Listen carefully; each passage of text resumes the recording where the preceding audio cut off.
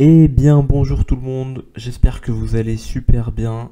Voilà, je suis enfin de retour après quasiment un an. Et donc maintenant, on est parti pour continuer sur les vidéos sur Techinter. Et on reprendra d'autres vidéos au fur et à mesure, bien sûr.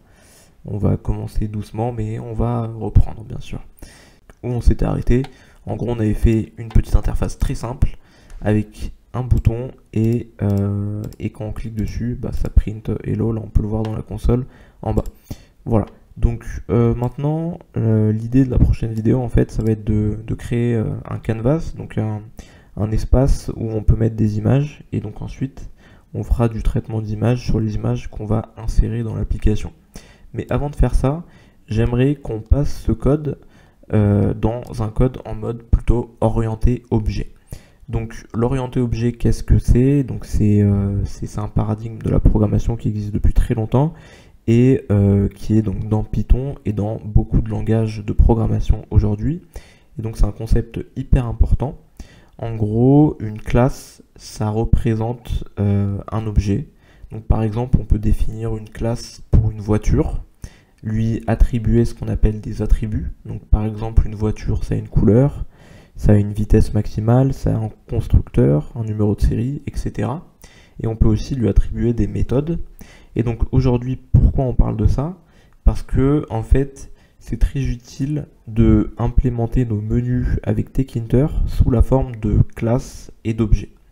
Donc je m'explique, en fait, dans Techinter, comme on a pu le voir jusque-là, on va mettre des boutons, donc ce qu'on appelle des widgets, pour pouvoir interagir avec nos données, avec l'utilisateur, etc.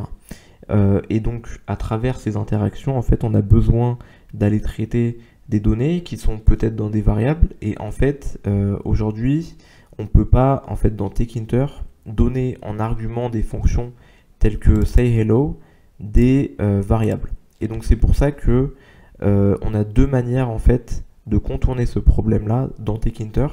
Soit on va définir des variables globales.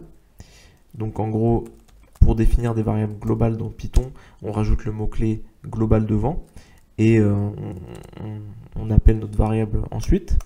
Donc ça peut être x et dire ensuite x égale à quelque chose. Voilà.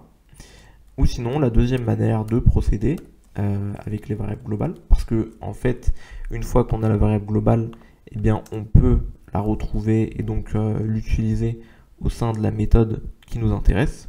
Mais pour le coup, nous, on va pas faire comme ça, parce que la deuxième manière est plus jolie et plus pythonesque, j'ai envie de dire, c'est de créer des classes. Donc on va créer une classe pour notre menu, et vous allez voir, c'est très simple. Donc pour définir une classe en Python, on rajoute le mot-clé classe. Donc on va l'appeler par exemple menu.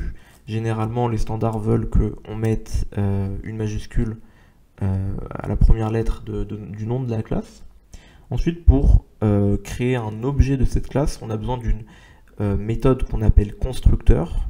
Et en Python, pour créer cette méthode constructeur, en fait, on utilise un mot-clé particulier, donc le nom d'une méthode particulière qui est init, avec deux tirés du bas en bas.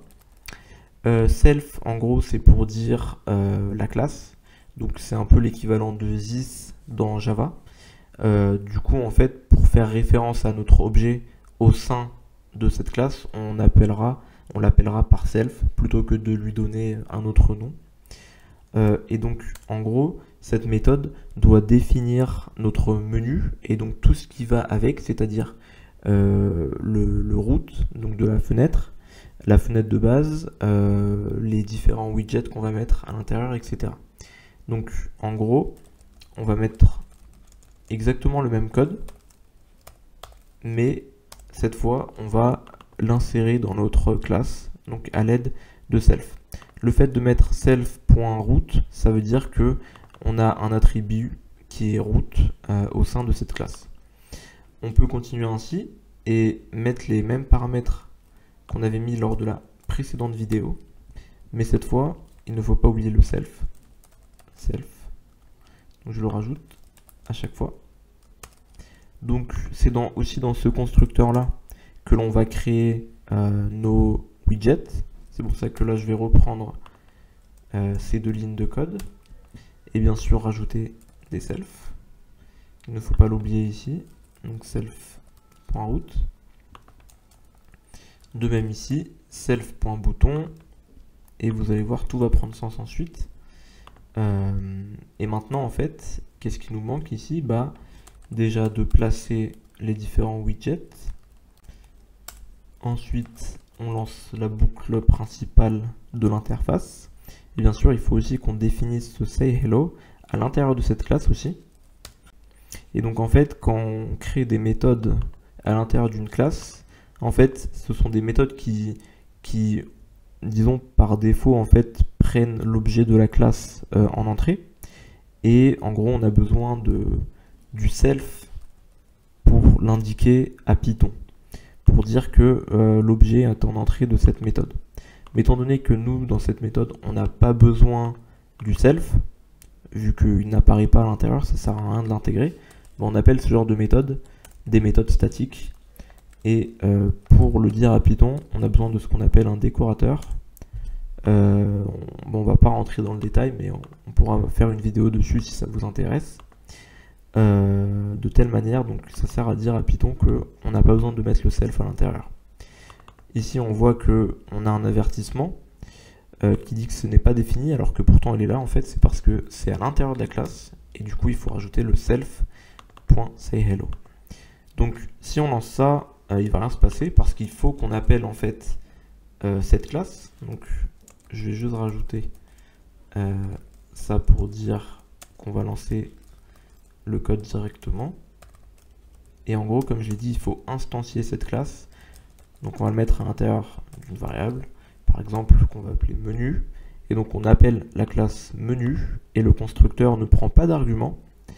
C'est pour ça qu'on met rien entre les parenthèses. Donc, je sauvegarde. Et je lance ce code et on voit que on a la même interface et que ça fonctionne de la même manière. Voilà, donc on est passé maintenant sur du code en programmation orientée objet et on va continuer comme ça sur les prochaines vidéos.